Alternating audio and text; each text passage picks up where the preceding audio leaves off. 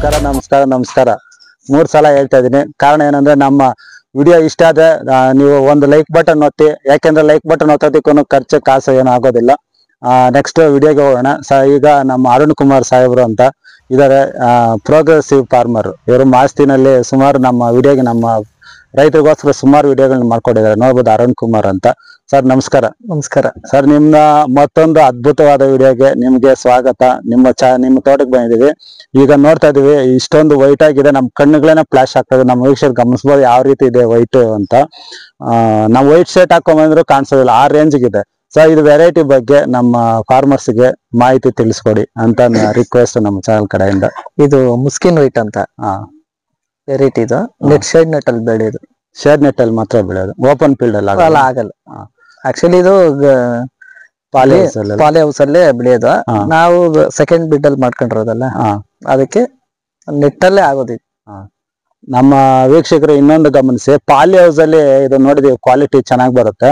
ಇದು net house ಅಲ್ಲಿ ಇತ್ತೀಚೆಗೆ ರೈತರು ಇದನ್ನ ಟ್ರೈ ಮಾಡ್ತಾರ. ನೆಟ್ ಹೌಸ್ ಅಲ್ಲಿ ಅಲ್ಲದು ಈ ನಡುವೆ ಮಾಡ್ತಾವ್ರೆ, ಮೊದ್ಲೆಲ್ಲ ಮಾಡೋರೆ, ಬಟ್ ಸಕ್ಸಸ್ ಖಂಡಿತ ಈಗ ಮಾಡ್ತಾರೆ ಈ ಜನವರಿ ಮೇಲೆ. ಈಗ ನೆಟ್ ಹೌಸ್ ಬಂದ್ಮೇಲೆ ಪಾಲಿ ಹೌಸ್ ಗೆ ತುಂಬಾ ಟಫ್ ಕಾಂಪಿಟೇಷನ್ ಕೊಡ್ತಾರೆ. ಯಾಕಂದ್ರೆ 1 ಎಕರೆ ಪಾಲಿ ಹೌಸ್ ಮಾಡೋದಕ್ಕೆ 35 ರಿಂದ 40 ಲಕ್ಷ ಬೇಕು.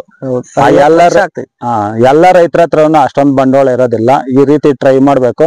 ಅಂದ್ರೆ ಇದನ್ನ ಯಾವಾಗ್ಲೂ ಬೆಳೆಯೋದಕ್ಕಾಗಲ್ಲ. ನೆಟ್ ಹೌಸ್ ಹಾಕ್ಬಿಟ್ಟಿದೀವಿ ಅಂದ್ರೆ ಯಾವ ಸೀಸನ್ ಅಲ್ಲೂ ಬೆಳೆಯಕ್ ಆಗೋದಿಲ್ಲ. ಇದನ್ನ ಯಾವ ಸೀಸನ್ ಅಲ್ಲಿ ಬೆಳಿಬಹುದು ಹೇಗೆ ಅಂತ. ಇದಕ್ಕೆ ನವೆಂಬರ್ ನಾಟಿ ಉತ್ತಮ, ಯಾಕಂದ್ರೆ ಮಳೆ ಇರಬಾರ್ದು. ಇದಕ್ಕೆ ಮಳೆ ಬಿದ್ರೆ ಹೂವು ಓಡಲ್ಲ. ನವೆಂಬರ್ ಟು ಮೇಗೆ ಎಂಡ್ ಆಗೋಗ್ಬೇಕು. ನೀವು ಆಲ್ಮೋಸ್ಟ್ ನಿಮ್ಗೆ ಗ್ರೀನ್ ಇದ್ರಲ್ಲಿ ಪಾಲಿ ಹೌಸ್ಗಳಲ್ಲಿ ಅಂದ್ರೆ ವರ್ಷ ಫುಲ್ ಬೆಳಿತಾ ಇದ್ದಾರೆ. ಬಟ್ ಇದ್ರಲ್ಲೆಲ್ಲ ಮಳೆ ಬಿದ್ರೆ ಡ್ಯಾಮೇಜ್ ಬಂದ್ರೆ. ಈಗ ಪ್ರಾರಂಭದಿಂದ ಬಂದ್ಬೋಣ. 1 ಎಕರೆನಲ್ಲಿ ಈಗ ನಾವು ಫಸ್ಟ್ ನೆಟ್ ಹೌಸ್ ನಿಂದ ಹೋಗೋಣ. ನೆಟ್ ಹೌಸ್ ಇದೇ ಬೆಳೆಗೆ ಮಾಡಿದ ಯಾವ ರೀತಿ? ಇಲ್ಲ, ಇದು ಸೆಕೆಂಡ್ ಬೆಡ್ ಮಾಡಿರೋದು. ಫಸ್ಟ್ ಬಜ್ಜಿ ಮಾಡಿದ್ರೆ ಅದು ಅಕ್ಟೋಬರ್ ಎಂಡ್ಗೆ ಆಯ್ತು. ನವೆಂಬರ್ ಅಲ್ಲಿ ನಾಟಿ ಮಾಡಿರೋದು. ಬುದ್ಧಿವಂತರು ಸರ್. ನೋಡಿ, ಈಗ ಡೈರೆಕ್ಟ್ ಇದಕ್ಕೇನೆ ಇವರು ಇನ್ವೆಸ್ಟ್ಮೆಂಟ್ ಮಾಡಿಲ್ಲ. ಬಜ್ಜಿ ಬೆಳ್ಕೊಂಡು. ಬಜ್ಜಿ ಎಷ್ಟು ತಿಂಗಳಿತ್ತು ಸರ್ ಇದ್ರ? ಅದು ಒಂದು ಚಿಕ್ಕ 1 ವರ್ಷ ಅನ್ಕೊಂಡು. ಬಜ್ಜಿ ಬಗ್ಗೆನೂ ಇನ್ಫಾರ್ಮೇಶನ್ ಕೊಟ್ಟಿದ್ರು, ನಾನೇನು ಗೊತ್ತಿಲ್ದಿರೋ ತರ ಕೇಳ್ತಾ ಇದೀನಿ. ಇದೇ ನೆಟ್ ಅಲ್ಲಿ ಸರ್ ಬಜ್ಜಿ ಆದ್ಮೇಲೆ ಇದಕ್ಕೆ ಬೆಡ್ ಪ್ರಿಪರೇಷನ್ ಈಗ ಸಾಮಾನ್ಯವಾಗಿ ಅದೆಲ್ಲ ಸಾರಾಂಶ ಹೇಳ್ಕೊಂಡಿರುತ್ತೆ. ಏನೇನ್ ಕೊಟ್ಟಿದ್ರು ಬೆಡ್ ಪ್ರಿಪರೇಷನ್? ಜೀವಗ್ರೀನ್, ಮತ್ತೆ DAP, ಮತ್ತೆ ಬೇವಿನ ಹಿಂಡಿ, ಕಾನಿಗೆ ಹಿಂಡಿ, ಹುಂಗೆ ಹಿಂಡಿ. ಹೌದೌದು. ಅಂದ್ರೆ ನಾಟಿ ಮಾಡಕ್ ಮುಂಚೆ. ಹೌದೌದು. ಓಲುಗಳಲ್ಲಿ ನಾವ್ ಏನು ಬಜ್ಜಿ ಉತ್ತಿದ್ರು ಅದನ್ನ ರಿಮೂವ್ ಮಾಡ್ಬಿಟ್ಟು ಆ ಓಲಲ್ಲಿ ಎಷ್ಟಾಗ್ತದೆ ಅಷ್ಟು ಪ್ಯಾಕ್ ಮಾಡಿ ಆಮೇಲೆ ನಾಟಿ ಮಾಡಿ ಲೈಟಿಂಗ್ಸ್ ಹಾಕಿ. ಲೈಟಿಂಗ್ಸ್ ಎಷ್ಟು ದಿನ ಕೊಟ್ಟಿದ್ರೆ? ಒಂದ್ 30 days ಕೊಟ್ಟಿದ್ರೆ. ಸರ್, ಎಷ್ಟು ಗಿಡ ನಾಟಿ ಮಾಡಿದ್ರ ನೀವು? 7,500. ಅಂದ್ರೆ ಒಂದ್ ಬೆಡ್ಗೆ ಈಗ ಸದ್ಯಕ್ಕೆ ಡಬಲ್ ಲೈನ್ ಮಾಡಿದಿರ, 7,500 ಗಿಡ ತಗೊಂಡಿದೆ. 3 ಲೈನ್ ಮಾಡ್ಬೋದಲ್ವ ಇದಕ್ಕೆ? ಹೌದು, ಅದೇ 3 ಲೈನ್ ಮಾಡ್ಬೇಕು. ಈಗ ನೀವು ನೋಡ್ಬೋದು, 2 ಲೈನ್ ಮಾಡಿರೋದಕ್ಕೆ ಇದು ಆಚೆ ಈಚೆ ಬಿದ್ದೋಗೋದು. 3 ಲೈನ್ ಇದೆ, ಕರೆಕ್ಟ್ ಆಗಿ ನಿಂತ್ಕೊಳ್ಳೋದು.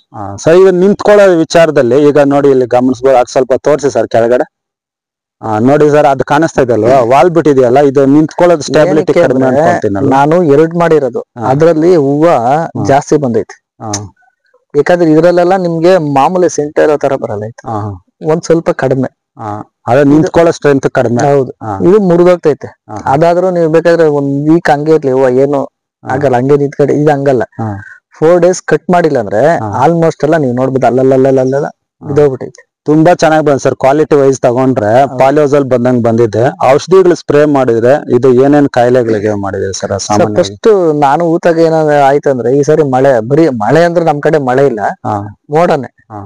ಅಪ್ ಟು ಇವತ್ತು ಜನವರಿ 29 ಏನು, ಅಪ್ ಟು ನಿನ್ನೆ ಮೊನ್ನೆ ಮೋಡನೆ. ನಮ್ಮ ಆ ಮೋಡ ಇಲ್ಲ ಅಂದ್ರೆ ಇನ್ನೂ ಒಂದ್ ಸ್ವಲ್ಪ ಆಗಿರೋದು ಗ್ರೋತಿಂಗ್ ಎಲ್ಲ. ನಾವ್ ಮಾಡಿರೋ ಪ್ರಿಪರೇಷನ್ಗೆ ಜಾಸ್ತಿ ಬರ್ಬೇಕಾಗಿತ್ತು, ಬಟ್ ಆ ಮೋಡದಲ್ಲೇ ಅಷ್ಟ ಆಗೈತಿ ಸರ್. ಆಮೇಲೆ ವಾಟರ್ ಸಾಲ್ವಲ್ ಫರ್ಟಿಲೈಸರ್ ವಿಚಾರಕ್ಕೆ ಬಂದ್ರೆ ಏನೇನ್ ಕೊಟ್ಟಿದ್ದೀರಾ, ಏನೇನ್ ಕೊಡಬಾರ್ದು? 16 ಅದೆಲ್ಲ ನಾವ್ ಹೇಳಂಗಿಲ್ಲ, ರೈತರು ಅವೆಲ್ಲ ಮಾಡ್ತಾರೆ.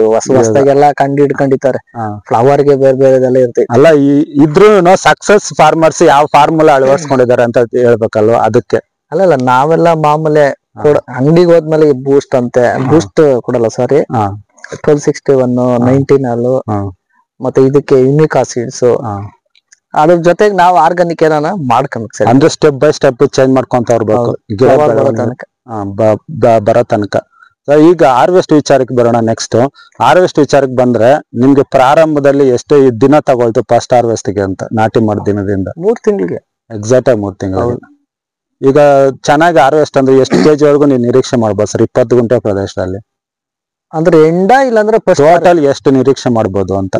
ಇದ್ರಲ್ಲೆಲ್ಲ ನೀವು ಮಾಡ್ಬೇಕಾದ್ರೆ 1.5 ಟನ್ ಅಷ್ಟೇ. 1.5 ಟನ್ 2 ಟನ್ ಚೆನ್ನಾಗಾದ್ರೆ. ಮಾಮೂಲಿ ಸೆಂಟೆಲ್ ಆದ್ರೆ ನಿಮ್ಗೆ ಸ್ವಲ್ಪ ಈಲ್ಡ್ ವೈಸ್ ಜಾಸ್ತಿ ಬರುತ್ತಲ್ಲ? ಸೆಂಟೆಲ್ಲ ಇಷ್ಟಾದ್ರೆ ನಿಮ್ಗೆ ಫರ್ ಗಿಡಕ್ಕೆ 1 kg ಸಿಗ್ತೈತೆ. ಇದ್ರಲ್ಲಿ ಅಷ್ಟು ಸಿಗಲ್ಲ. ನೀವು ಲೆಕ್ಕ ಹಾಕಲ್ರಾಗ್ಲಿ 7,500 ಬರ್ಡ್ಸ್ ಮತ್ತೆ ಇಂಟು ಕ್ಯಾಲ್ಕುಲೇಷನ್ ಮಾಡ್ಕೊ 1,500 ಅಂದ್ರೆ ಅಷ್ಟೇ ಸಿಗುತ್ತೆ. ತುಂಬಾ ಕಡಿಮೆ ಅಂದ್ರೆ ರೇಟ್ ಇರ್ತೈತೆ ಅಂತ ಅಷ್ಟೇ. ಈಗ ಇದಕ್ಕೂ ಒಂದೊಂದ್ ಟೈಮ್ ಇದೆಲ್ಲ 700 ತನಕ ಹೋಗ್ತೈತೆ ಅಲ್ಲ, ನಿಮ್ಗೂ ಗೊತ್ತಿರೋದು. ಒಂದೊಂದ್ ಟೈಮ್ ಇವಾಗ ನೋಡ್ರಿ, ಇವಾಗೆಲ್ಲ 80, 90, 100 ಈ ರೇಂಜ್ ಅಲ್ಲಿ ಈಗ ಅನ್ ಸೀಸನ್. ಈಗ ಅಂದ್ರೆ ನಮ್ ಪ್ರಕಾರ ಮದುವೆ ಸೀಸನ್ ಅಥವಾ ಈ ಹಬ್ಬದ ಸೀಸನ್, ಫೆಸ್ಟಿವಲ್ ಸೀಸನ್ ಅಲ್ಲಿ ಸ್ವಲ್ಪ ಡಿಮಾಂಡ್ ಚೆನ್ನಾಗಿರುತ್ತೆ. ಫಾಸ್ಟ್ ಮೂವಿಂಗ್ ಕಲರ್ ವೈಟ್ ಆಗಿರೋದ್ರಿಂದ ಔಷಧಿಗಳು ಸ್ಪ್ರೇ ಮಾಡ್ಬೇಕಾದ್ರೆ ಅಷ್ಟೇ ಎಚ್ಚರಿಕೆ ಇರ್ಬೇಕಲ್ಲ, ಸ್ವಲ್ಪ ಬಾರಿ ಕೇರ್ಫುಲ್ ಆಗಿ ಹೊಡಿಬೇಕು ಔಷಧಿ. ಸ್ವಲ್ಪ ಡೋಸೇಜ್ ಕೊಟ್ರೇನು ಹೂವನು ಡ್ಯಾಮೇಜ್, ಗಿಡನು ಡ್ಯಾಮೇಜ್. ಇದಕ್ಕೆ ಹೆಚ್ಚು ಕಾಡೋ ಸಮಸ್ಯೆ ಅಂದ್ರೆ ಸರ್ ಯಾವ್ದು ಬರ್ಬೋದು? ಮಾಮೂಲಿ ಸೇಮ್ ಸೆಂಟಲ್ ಆಗಿ ಏನ್ ಬರ್ತೈತೆ ಅದೇ ಬರೋದು. ಹೊರಗಡೆ ಸೇಮ್ ಯಾವ್ದು? ಅದಕ್ಕೆ ಏನಂದ್ರೆ ನೀವು ಒಂದ್ 8-10 ದಿವಸಕ್ಕೆಲ್ಲ ಸ್ಪ್ರೇ ಮಾಡ್ಕೊಟ್ರು ಮತ್ತೆ ಕೇಳ್ತೈತಿ.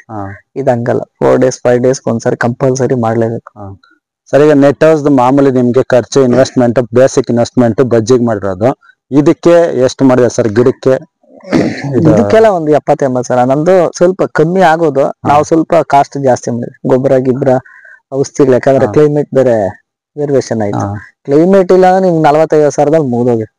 ಈಗ ನೀವು ಅದ್ರ ಪರಿಶ್ರಮನೇ ಇವಾಗ ರಿಸಲ್ಟ್ ಬಂದಿರೋದು. ಈಗ ನೀವು ಅಷ್ಟು ಕಷ್ಟಪಟ್ಟು ಇನ್ವೆಸ್ಟ್ಮೆಂಟ್ ಮಾಡಿದೀರಾ, ಅದ್ರ ರಿಸಲ್ಟ್ ಈಗ ನಾವು ಕಣ್ಣಾರೆ ನೋಡ್ಬೋದು. ಸುಮ್ನೆ ಏನೋ ಗಿಡ ನಾಟಿ ಮಾಡಿದೀನಿ ಬರುತ್ತೆ ಬಿಡಿ ಅಂದ್ರೆ ಅದು ಮಾಡಕ್ ಆಗಲ್ಲ. ರೈತರ ಮೇಲೆ ನಾವು ಮಾಡೋದಲ್ಲ, ಎಲ್ಲಾ ಆಲ್ಮೋಸ್ಟ್ ಎಲ್ಲಾ ಮಾಡ್ತಾರೆ. ಅವ್ರೇನ್ ಲಾಸ್ ಆಗ್ಬೇಕಂತ ಮಾಡಲ್ಲ, ಬಟ್ ವೇರಿಯೇಷನ್ ಆಗ್ತದೆ. ಕ್ಲೈಮೇಟ್ ಇದಾಗಿರ್ತೈತಿ, ಇಲ್ಲ ನೀರ್ ಏನೋ ಪ್ರಾಬ್ಲಮ್ ಆಗಿರ್ತದೆ, ಔಷಧಿ ಹೊಡೆದೇನೋ ಸ್ವಲ್ಪ ಡಿಲೇ ಆದಾಗ ಅದು ವೇರಿಯೇಷನ್ ಆಗ್ತೈತೆ. ಸುಮ್ನೆ ನಾವೇನೋ ಮಾಡಿದ್ರಂತ ಅದನ್ನ ಎಕ್ಸ್ಪ್ಲೈನ್ ಮಾಡೋದಲ್ಲ.